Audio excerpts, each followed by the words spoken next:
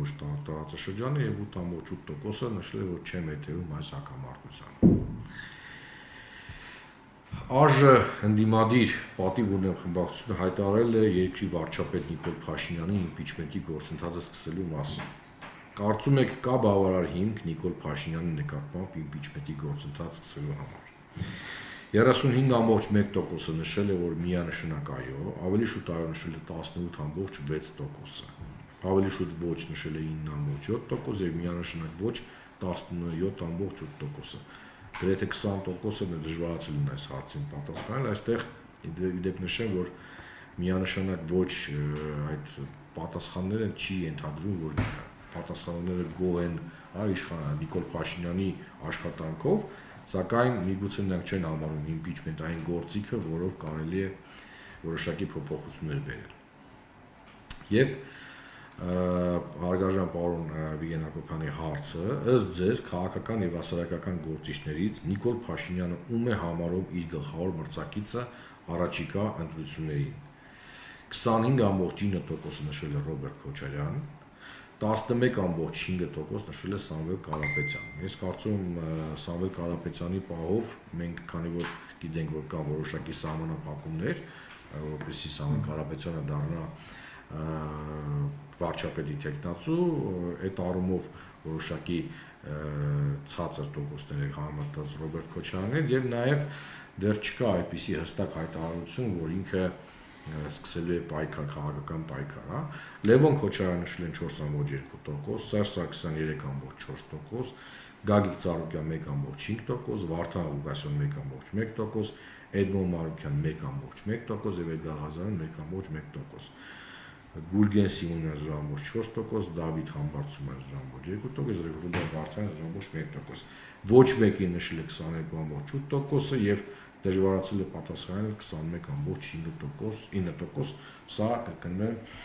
պարոն Վիգեն Հակոբյանի հարցն է, կարծում եմ մենք կանադարնանք, հա, ներկայացումից հետո ասեմ։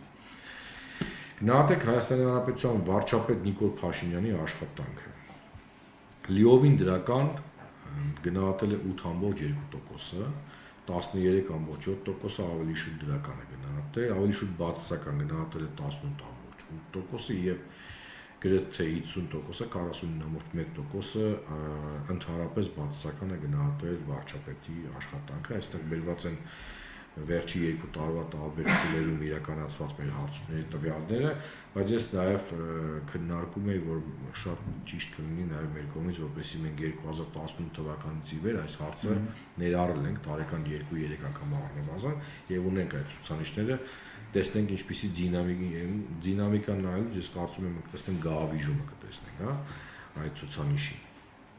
Եվ վերջի հարցը, եթե առաջիկա կիրակի օրը լինեն խորհրդարանական ընտրություններ, որ կուսակցության կամ դաշինքի օգտին կքվեարկեիք։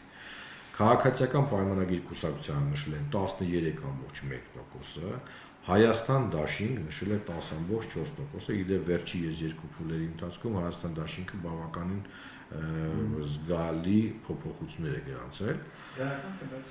Դրական։ Բարգավաճ Հայաստան կուսակցություն 3.3%, Պատիվ ունեմ դաշինք 3.1%, Սամվել Կարապետյան 2.8%, սա այլերով եկել են, մենք ներառել ենք, որովհետև էլի եմ ասում, կարծում եմ անհրաժեշտ է այս տվյալը եւս երևար։ Դոկ կուսակցությունը 2.5%, Հանրապետություն կուսակցություն 1.8%, Հայաստանի շնորհապետական կուսակցություն 1.5%, իդեպ եթե հիշում եք անցած փուլի ժամանակ եւս այս կուսակցությունը դուրս է եկել, նոր կուսակցություն է։ Գուրգեն Սիմոնյան, հա։ Հայ հեղափոխական դաշնակցություն 1.5%, Հայ ազգային կոնգրես կուսակցություն 1.5%, Լուսավոր Հայաստան կուսակցություն 1.4%, Ապրելու երկու կուսակցություն 1.2% եւ ազգային ժողովրդական բևեռ 1.1%։ Այլ շատ քիչ տոկոսներով նշվել է 4.1%, մենք ընդհանրացրել ենք, դժվարացել են այս հարցին պատասխանել 11.5%-ը, հրաժարվել են պատասխանել 4.5%-ը եւ գրեթե 35%-ը նշել է, որ ընդհանրապես չեն քվեարկի, այսինքն չեն մասնակցել ընտրություններին։ Այսքանը, շնորհակալություն ձեր ուշադրության համար, եթե հիմա հարցեր կա, խնդրեմ, պարոն Հակոբյանը Պարոն Հակոբյանի հարցադրման մեջ անունները դուք եք տվել, թե Չէ, բաց հարցա պատասխանումն են։ Մենք չենք առաջարկում, այլ սրանցից ասում ենք ում եք համարում։ Գիտեք, առաջարկը այսպեսին էր մոտորապես, սա երկրորդ անգամ այդպես առաջարկում է, եթե հարց ունեմ, այսպես ասեմ։ Առաջարկը ես քանի որ մասնակից չեմ սոցիոլոգիայի, ես ընդհանրապես բանն եմ, իդեան եմ տվել, այսինքն ես նույնիսկ կարող եմ ասել, ես գալուց առաջ մի հատ նայեցի ինչ էի բան արել, ես նույնիսկ ասում եմ ում է ինքը համարում իր մրցակիցը, նույնիսկ ընտրություն չէր։ Առհասարակ, այսինքն իր ընկալմամբ ով է իր ամենավտանգավոր, նույնիսկ այս տերմինը կա, այս բառը կար իմ մոտ, վտանգավոր բանը։ Այսինքն այստեղ, քանի որ հարցը դրվել էր խորհրդարանական ընտրություններում, բնականաբար այստեղ բանը կան տեխնացուներ, անուններ, որոնք տրվել են, բացարձակապես չեմ տվել, նույնիսկ մարդ կա, ես հիմա չեմ ուզում ոչ հակակառուցչության ոչ քարոզեմ, որին ես թարապես չեմ ճանաչում, առհասարակ կամ էլ երկրորդ անգամին լսում, այդ հարցումների ժամանակ եմ լսում, էլի, հա, այս առումով, դեռևս ամենայն դեպս։ Այսինքն, այս առումով ես որևէ անուն չեմ տվել, հա, եթե նույնիսկ ես անուն տայի, ես էլի անուններ կտայի, 1-2 անուններ կտայի, սա է, այսինքն ձեր հարցը դա է, չէ, առայժմ։